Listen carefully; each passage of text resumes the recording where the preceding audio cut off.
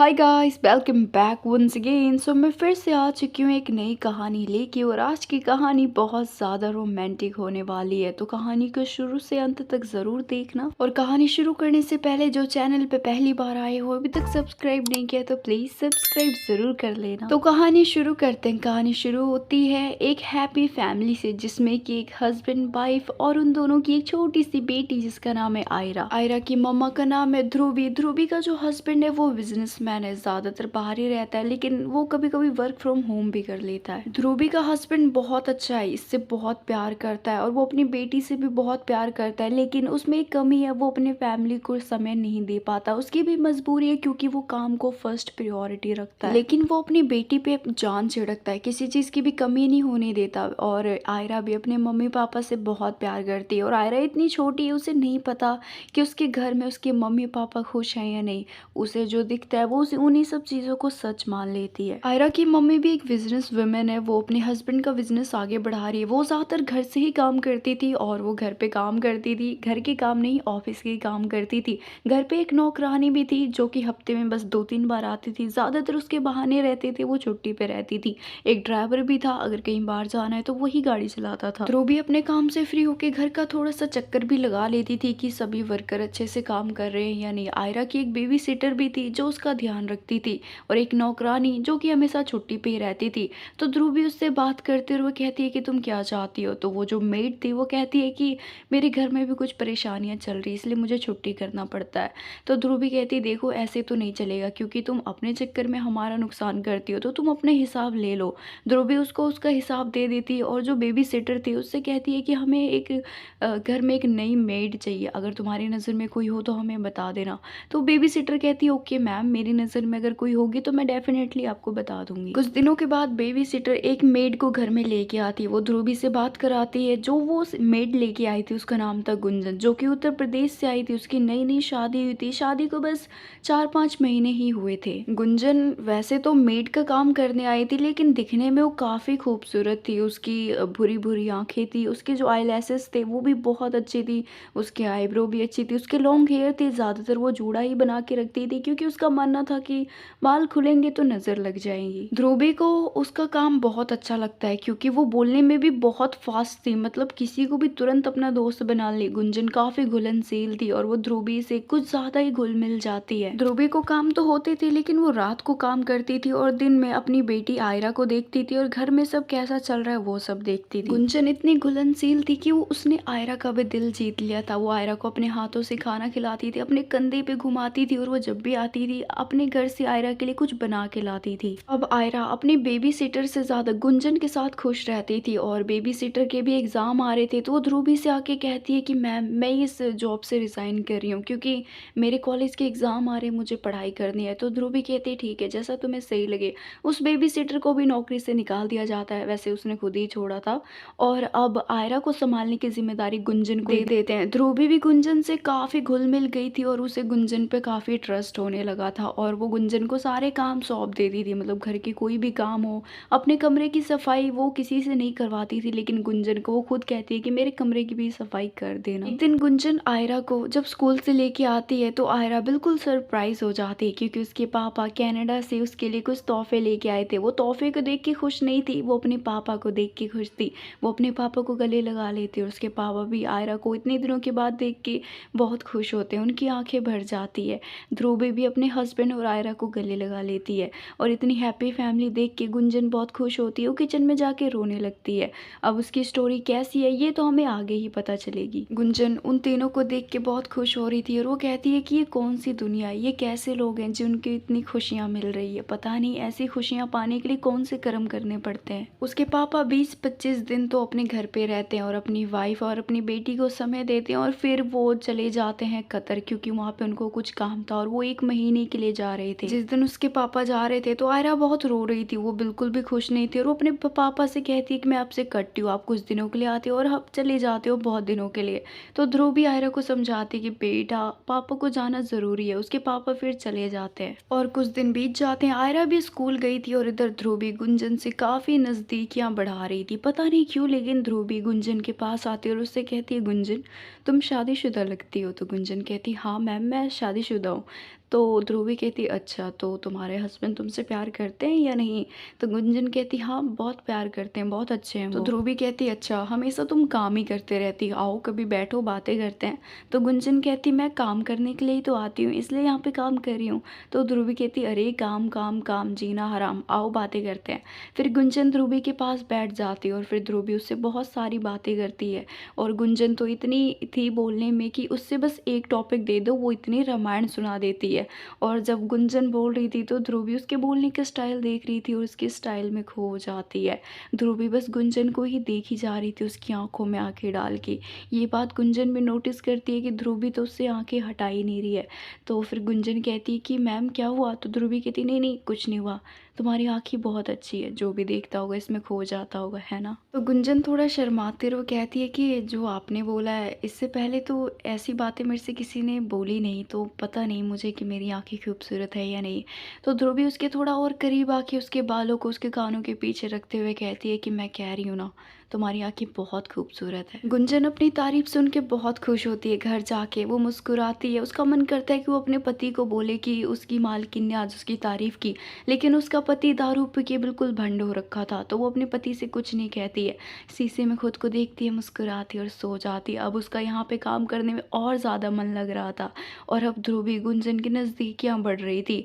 कभी तो ध्रुवी उसके पास आती, उसकी इतनी तारीफ करती थी, कभी कभी उसको छू भी लिया करती थी। गुंजन भी उसे मना नहीं करती थी, वो शर्मा के अपनी सर नीचे कर लेती थी। ध्रुवी भी कहती थी तुम तो नई नवेली दुल्हन की तरह शर्माती हो, तो गुंजन मुस्कुराती है। अब उन दोनों के बीच में नज़दीकियाँ इतनी बढ़ गई थी कि ध्रुवी तो बिल्कुल ही भूल गई थी कि गुंजन उसके घर में मेड है। वो उसके करीब जाती है, वो जब खाना बना रही थी तो पीछे से बिल्कुल उसके पीछे खड़ी हो जाती है। वो उसके इतने पीछे खड़ी थी कि बीच में बिल्कुल भी गैप था ही नहीं। गुंजन पीछे मुड़ती है और ध्रुवी से टकरा जाती है, उसे ऐसा लगता है कि उसकी गलती है तो वो माफ़ी मांगती है। तो ध्रुवी कहती है अरे नहीं नहीं मेरी ही गलती है, तुम माफ़ी मत मांगो। फिर गुंजन वहाँ से जाने लगती है तो ध्रुवी उसका हाथ पकड़ लेती है। तो गुंजन कहती है क्या हुआ, क्या चाहिए आपको? तो ध्रुवी कहती है कि मुझे तुमसे कुछ पूछना है। तो गुंजन कहती क्या पूछना है आपको?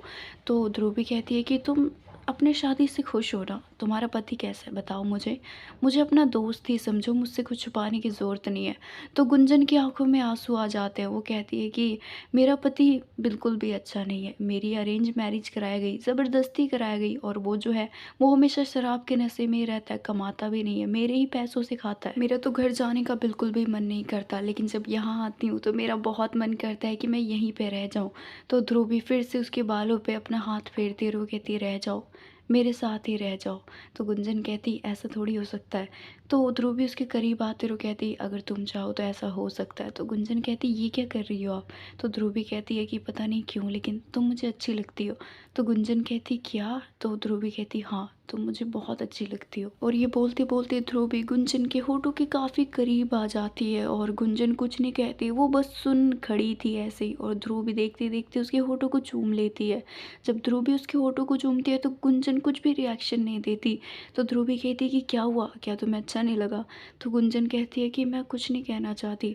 तो ध्रुवी गुंजन का हाथ पकड़ती, उसे अपने बेडरूम में लेके जाती और दरवाज़ा बंद कर देती है। गुंजन को अपने बेड पे बिठाती है और ध्रुवी उसके काफ़ी करीब आके कहती है कि तुम्हें पता है ना हम क्या कर रहे हैं? तो गुंजन अपना सर हिलाती है। तो ध्रुवी कहती कुछ बोलो ना। तो गुंजन कहती हाँ मुझे पता है हम क्या कर रहे हैं। तो ध्रुवी कहती है कि क्या तुम्हारा मन है या सिर्फ मैं अपनी मर्जी चला रही हूँ? तो गुंजन कुछ नहीं कहती। तो ध्रुवी कहती मतलब कि तुम्हारा मन है। गुंजन इस बार भी कुछ नहीं कहती है। तो ध्रुवी गुंजन के ठीक सामने आती है और उसके मुंह के ऊपर करती है और उसके होठों को चूम लेती है। गुंजन अपनी आंखें बंद कर लेती है। फिर गुंजन बेड पे लेट जाती है, ध्रुवी उसके ऊपर आ जाती है। ध्रुवी गुंजन के ऊपर आके उसके गर्दन पे जब किस करती है तो गुंजन का तो गला ही सूख जाता है। ध्रुवी गुंजन को अपनी बाहों में कस के जकड़ लेती है और उसके गर्दन पे किस करती ही रहती है। फिर ध्रुवी उसके गर्दन से लेके नीचे पूरे उसके जिस्म को चूमने लगती है और उसके धीरे धीरे सारे कपड़े उतार देती है। ध्रुवी देखती है कि गुंजन को भी मजा आ रहा है। ध्रुवी अब गुंजन के लिप्स पे किस कर लेती है और ध्रुवी गुंजन के बाल को कस के नीचे खींचते हुए कहती है कि कुछ बोलो ना, ऐसे रोबोट की तरह क्यों पड़ी हो? तो गुंजन कहती क्या बोलूँ मैं, आप जो कर रहे हो बस करते जाओ। तो ध्रुवी रुकती नहीं है, वो उसके जिस्म को चूमती है, काटती है और अपने नाखून से नखोरती भी है। जब ध्रुवी ऐसा करती है तो गुंजन भी एक्टिव हो जाती है, वो भी हलचल करती है और वो भी ध्रुवी के गर्दन पे किस करती है और वो कहती है कि आप मुझे बोलो, मुझे गालियाँ दो, मुझे थप्पड़ मारो। तो ध्रुव भी उसको गालियाँ देती है और जो जो गुंजन की फैंटेसी थी वो सारी चीज़ें उसकी पूरी करती है। ध्रुव भी गुंजन के बालों को कस के पकड़ के नीचे खींचती है, उसके होठों को चूम लेती है और अपने अंदर की सांस उसके अंदर भर देती है। फिर वो नीचे आती है, गुंजन की दोनों टांगे पकड़ के खोल देती है और फिर वहाँ पे उसको किस करती है। गुंजन को तो ऐसा लगता है कि वो श्री कुंड चली गई हो। श्री कुंड स्वर्ग से भी ऊपर होता है। गुंजन को ऐसा मजा कभी भी नहीं आया था जो मजा उसे ध्रुवी दे रही थी। गुंजन तड़प रही थी, उसके मुंह से आ ऊ की आवाजें भी आ रही थी, उसे मीठा मीठा दर्द हो रहा था। ध्रुवी को भी आवाजें सुन के मजा आ रहा था। नीचे से उठने के बाद ध्रुवी गुंजन के ऊपर आती है, उसकी टांगे अपनी टांगों में फंसा के उसे मजे देती है, खुद भी मजे लेती है और उसके साथ वो शारीरिक संबंध बनाती है। ध्रुवी उसके साथ कर रही थी, उसका स्टैमिना इतना था कि वो रुक ही नहीं रही थी और इधर गुंजन के पसीने पसीने आ रहे थे। तो ध्रुवी कहती क्या हुआ तुम्हें? तो गुंजन कहती कुछ नहीं हुआ, चाहे कुछ भी हो तुम रुकना मत। ध्रुवी रुकती नहीं है और वो सारी प्यास उसके ऊपर निकाल देती है। सब कुछ हो जाने के बाद ध्रुवी थोड़ा सा कमजोर पड़ जाती है। गुंजन उसे संभालती, उसे अपनी बाहों में अपने ऊपर ही सुला लेती है। ध्रुवी की तो आंखें बंद हो गई थी लेकिन गुंजन अभी भी आंखें खुली उसकी आंखों में देख रही थी। ध्रुवी की आंखें मध्यम मध्यम सी खुली हुई थी और आंखें जब खुली थी तो ध्रुवी गुंजन को किस कर लेती और दोनों काफ़ी देर तक किस कर लेते। हालांकि दोनों ठंडे हो गए थे लेकिन फिर से दोनों के बीच में गर्माहट हो रही थी और जब उसको किस करके दोनों फिर से शांत हो जाते हैं तो गुंजन को ये सब एक सपने जैसा लग रहा था। उसे ऐसा लग रहा था कि वो भी सपने से उठी है। लेकिन गुंजन उठती है, वो अपने कपड़े पहनती है और वो ध्रुवी के कमरे से बाहर चली जाती है किचन में खाना बनाते वक्त गुंजन खुशी से झिलमिला रही थी क्योंकि कहीं ना कहीं गुंजन को भी यही सब चाहिए था। उसकी अरेंज मैरिज हुई थी जो कि वो करना नहीं चाहती थी। उसको अपने हस्बैंड के साथ शारीरिक संबंध बनाने में कोई भी दिलचस्पी नहीं थी। उसे तो वही चाहिए था जो उसने ध्रुवी के साथ किया। कुछ देर के बाद ध्रुवी भी नीचे आती है और वो गुंजन को देख रही थी। गुंजन जब ध्रुवी को देखती है तो वो शर्माती है। ध्रुवी गुंजन के पास आती है, उसके माथे पे चूम लेती है और वो कहती है थैंक यू। तो गुंजन कहती किस बात का थैंक यू? तो ध्रुवी कहती है जो भी तुमने किया, तुमने मेरे लिए कॉम्प्रोमाइज़ किया, थैंक यू सो मच। पता नहीं क्यों जब भी मैं तुम्हें देखती हूँ खुद को रोक ही नहीं पाती हूँ और आज तो मैं रोक ही नहीं पाई और ये सब मुझे बहुत पहले से करना था। अगर तुम्हें पैसे चाहिए तो तुम पैसे ले सकती हो। गुंजन कहती आपने मुझे क्या समझ रखा है? पैसे मुझे नहीं चाहिए आप जैसा मुझे समझ रहे हो। मैं बिल्कुल भी वैसी नहीं हूँ। मैंने जो भी किया क्योंकि मैं भी आपको पसंद करती हूँ, आप इतनी अच्छी हो, लेकिन मुझे पता नहीं था कि आप उस नज़र से मुझे देखते हो। तो ध्रुवी कहती अरे नहीं नहीं चलो ठीक है, मैं भूल गई, सॉरी। मैं भी तुम्हें पसंद करती हूँ और मैं तुम्हें उस नज़र से नहीं, मैं तुम्हें प्यार की नज़र से देखती हूँ। गुंजन कहती है कि मतलब आप भी मुझसे प्यार करती हैं? तो गुंजन कहती आप भी, मतलब तुम मेरे से प्यार करती हो? तो गुंजन कहती है कि हाँ, आप इतनी अच्छी हो, आपसे तो कोई भी प्यार कर लेगा और जो भी आज हम दोनों के बीच में हुआ उससे तो प्यार और भी बढ़ चुका है। लेकिन आप शादीशुदा हो, आपके एक हस्बैंड भी हैं, तो आप मेरे से क्यों ही प्यार करोगी? तो ध्रुवी उसको अपने गले से लगा लेती है और वो कहती है प्यार तो बस प्यार होता है, चाहे वो किसी से भी हो। तो गुंजन भी ध्रुवी को कस के गले लगा लेती है और अपनी आंखें बंद कर लेती है। पीछे से आयरा आती है और वो उन दोनों को गले लगता देख लेती है। तो आयरा कहती है मम्मा। तो ध्रुवी तुरंत गुंजन से हटती है और वो आयरा के पास जाती है और उसे अपनी गोदी में उठा लेती है और वो कहती बेटा तुम कब आए? तो आयरा कहती मैं बस अभी आई और आपने गले लगा रखा है, ये सब क्या हो रहा है? तो ध्रुवी कहती कुछ नहीं बेटा, आज गुंजन आंटी का बर्थडे है, तूने इसलिए मैं बर्थडे विश कर रही थी। तो आयरा भी कहती हैप्पी बर्थडे गुंजन आंटी। तो गुंजन कहती थैंक यू। फिर ध्रुवी आयरा को अपने कमरे में लेके जाती है, लेकिन जब वो सीढ़ियों पे जा रही थी तो पीछे मुड़ के गुंजन को देखती है और उसे आंख मारती है। गुंजन भी उसे आंख मारती है और वो भी मुस्कुराती है। तो गाइस, इन दोनों का जो सिलसिला शुरू हुआ है, इन दोनों का सिलसिला कहाँ जाके ख़त्म होगा ये हम देखेंगे नेक्स्ट पार्ट में। तो आई होप कि आपको ये कहानी पसंद आई होगी। पसंद आई तो वीडियो को लाइक करना, कमेंट करके बताना आपको कहानी कैसी लगी और इन दोनों की प्यार की कहानी कहाँ पे ख़त्म होगी ये भी मुझे ज़रूर बताना। और जिन्होंने अभी तक चैनल को सब्सक्राइब नहीं किया प्लीज़ सब्सक्राइब ज़रूर कर लेना।